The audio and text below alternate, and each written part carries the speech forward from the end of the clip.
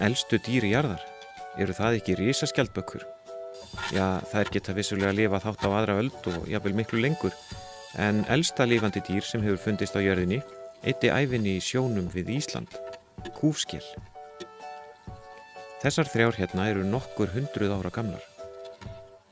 Lifnaðarhættir kúfskeljarinnar eru sérstakir. Hún grefur sig niður í sandbotninn, einkum á veturna, og þar getur hún verið mánuðum saman, líkt og björn í hýði sínu, alltaf 20 cm undir yfirborðinu. Hún virðist inn á milli geta hætt alveg að anda og nota súrefni, jafnvel í nokkra daga. Fleiri rótast í sandbotninum. Hér er lítil marfló að grafa sig á botninum.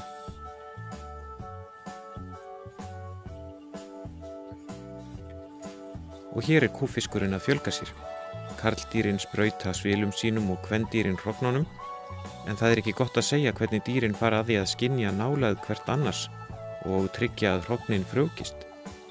Í þessu tilviki voru 5 til 10 metrar á milli dýra sem voru að sprauta úr sér hrognum eða svilum. Kúfskelin verður kynþroska við 10 til 20 ára aldur og jafnvel niður í 6 ára. Talið er að aðalhrygningatíminn sé yfir sumarið, en hér erum við á ferð á síðasta degi janúarmánaðar og kom nokkuð á óvart að sjá hrygningu í fullum gangi.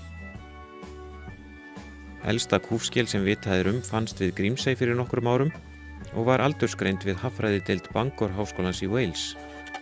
Hún reyndist vera 507 ára gömul. Sú hefur verið kölluð Ming því að hún fæddist á dögum Ming-ættarveldisins í Kína. Þetta var rétt áður en svartidauði geisaði á Íslandi.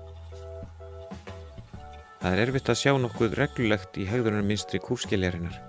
Vísindafólk hefur rannsakað tegundina, til dæmis í Eyjafirði, og það kom í ljós að á öllum árstímum virtist vera hægt að finna kúfskel á mismunandi dýpi í setinu.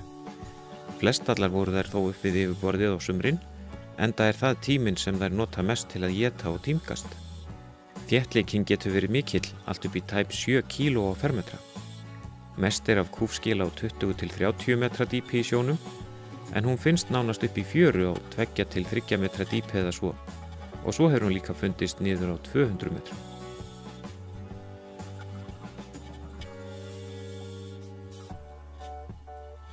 Stofnstærð kúfskeljar við Ísland er líklega vel yfir 1 milljón tonna. Á Þórshöfn á Langanesi var talsverð kúfiskvinnsla á fyrsta áratug þessarar aldar, en nú er tegundin mjög lítið nýtt. Helst að kafararnir komi með hana úr kafi, eða gefi vinum sínum í sjónum þennan gómsæta bita.